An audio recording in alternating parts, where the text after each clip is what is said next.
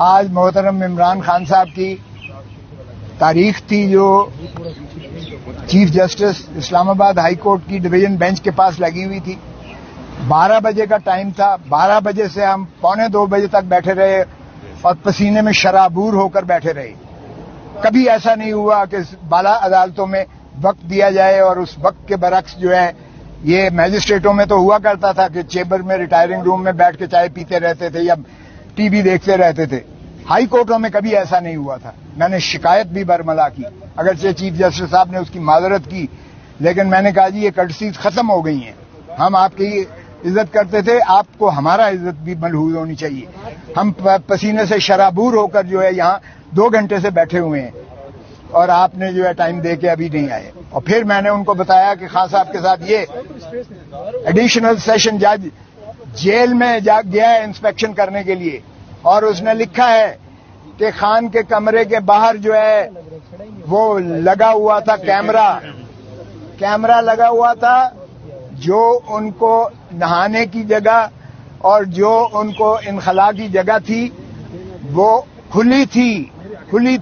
یعنی شرمناک جو ہے, شرم آنی چاہیے ان کو کہ ایک کوئی بھی ہو, سابقہ وزیر اعظم ہو یا کوئی بھی پرزنر ہو, کیا اس کی آپ اس طرح سے پرائیویسی میں کیمرے نکال کے اس کو نہاتا دیکھیں یا وہ اپنا انخلا کے لیے جائے اور آپ اس کی جو ہے اس طرح سے تصویریں کیمرے میں دیکھتے پھریں. یہ آج تک نہیں ہوتا دنیا میں, یہ ہو رہا ہے عمران خان کے ساتھ. اور پھر اس نے کہا کہ ایڈیشنل سیشن جج نے رپورٹ دی ہے جو میں نے آج پیش کی ہے اس عدالت میں, عدالت عالیہ میں, اور اس نے کہا ہے کہ انہوں نے مجھے شکایت کی تنگی کی ساری. اب اندازہ کیجئے گا حکومت اس کو بیٹر کلاس دے رہی ہے. جو سزا ہے وہ سمپل امپریزنمنٹ ہے, مشقتی سزا نہیں ہے, سادہ سمپل امپریزنمنٹ ہے جو سزا دی ہے. اور اوپر تو رہا یہ کہ اس کو بیٹر کلاس دی ہے اس لیے کہ وہ اسٹیٹس کے مطابق دیتے ہیں. وہ سابقہ وزیر اعظم ہے اور ایسی جگہ پہ اسے رکھا ہوا ہے اٹک جیل میں جو جانوروں لائق بھی نہیں ہے جہاں رکھا جائے. تو یہ جو ہے میں نے اس کو دی ہے, بتائی ہے اس کو. اور کل میں نے خان سے ملنا بھی ہے اس لیے کہ ان کی طرف سے ایک ریکویسٹ آئی تھی کہ آپ ضرور پلیز ملیے گا. تو میں نے آج ان کو بتایا ہے, جو چیف صاحب نے اجازت تو دی ہے. آج جب شروعات ہوئی بحث کی تو وہ وکیل صاحب آ گئے ایک مدعی کی, پتہ نہیں اس کے لیے کون انتظار کر رہا تھا.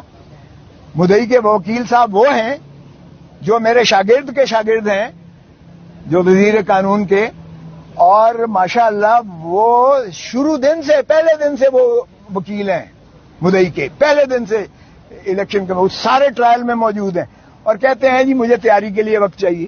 جج صاحب نے کہا بھائی تم تو خود بیچ میں رہے ہو, 2 ہفتے چاہیے مجھے. میں نے کہا سبحان اللہ, جب ہم نے مخالفت کی تو کہتا ہے 10 دن دے.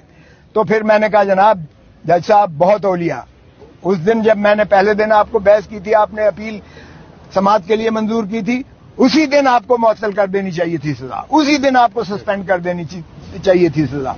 پھر بھی آپ نے باوجود نوٹس دیا شارٹ ڈیٹ کے لیے, اور وہ تب اس لیے نہ لگ سکا کہ آپ بوجہ علالت چیف جسٹس صاحب بیماری کی وجہ سے عدالت نہیں کر پا رہے تھے, جس وجہ سے تساہل ہو کر آج لگی تھی.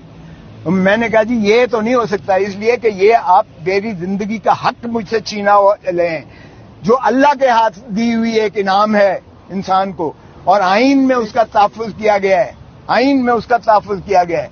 اور یہ ہر دن ہر لمحہ جو میرا گزر رہا ہے یہ میری زندگی سے کاٹ رہے ہیں آپ, جس کا کسی دنیا میں کسی شخص کو, کسی عدالت کو اختیار نہیں ہے, کیونکہ یہ بنیادی حقوق سے متصادم ہے.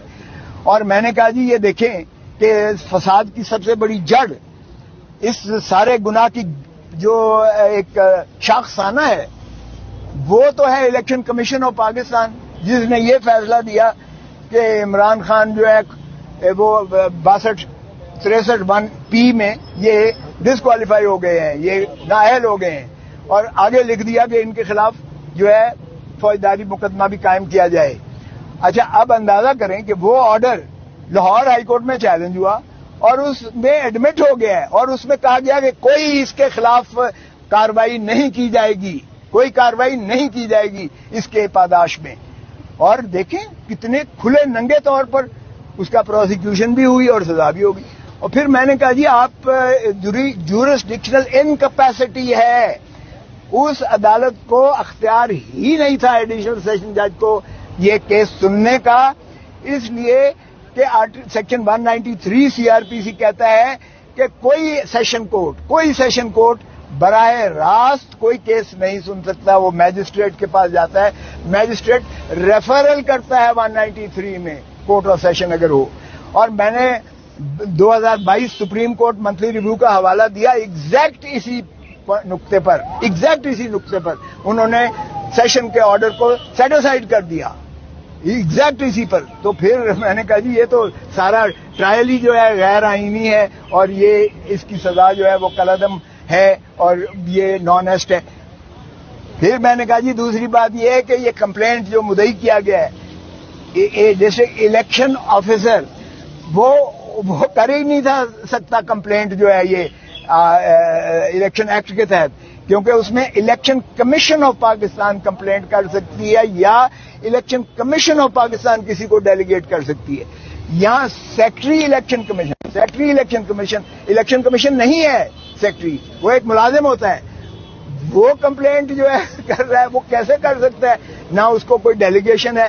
سیکٹری جو ہے وہ ڈسٹرکٹ الیکشن آفیسر کو دے رہا ہے اور ڈسٹرکٹ الیکشن آفیسر جو ہے کمپلینٹ کر رہا ہے. تو یہ کمپلینٹ ہی جو ہے انکمپیٹنٹ ہے، یہ ناقابل ہے، یہ ایک ردی کا کاغذ کا ٹکڑا ہے جس پر کوئی کارروائی نہیں ہو سکتی تھی. اور پھر میں نے کہا جی اس میں بھی لکھا ہوا ہے 120 دنوں کے جو ڈیکلریشن جو فارم، یہ مجھے کوئی توشے خانے کی سزا نہیں دی گئی، یہ سزا اس چیز کی دی گئی ہے کہ آپ نے جو ڈیکلریشن دیا ہے، ہر ایمن نے دیتا ہے، میں خود 10 سال دیتا رہا ہوں، 31 دسمبر کو دینا پڑتا ہے اور وہ 30 جون پچھلے سال کا جو آپ کے محاصل ہوتے ہیں، جو آپ کے ایسٹس اینڈ لائبلٹیز ہوتی ہیں، اس کا آپ ایک گوشوارہ دیتے ہیں الیکشن کمیشن آف پاکستان. تو وہ الیکشن کمیشن آف پاکستان کے اس ڈیکلریشن سے 120 دنوں کے اندر جو ہے کمپلینٹ ہو سکتی ہے. یہاں تو کئی سالوں کے بعد کمپلینٹ ہو رہی ہے، تو یہ زائد المیعاد بھی ہے. تو میں نے کہا جی میرٹ کو بھول جائیں، میرٹ بھی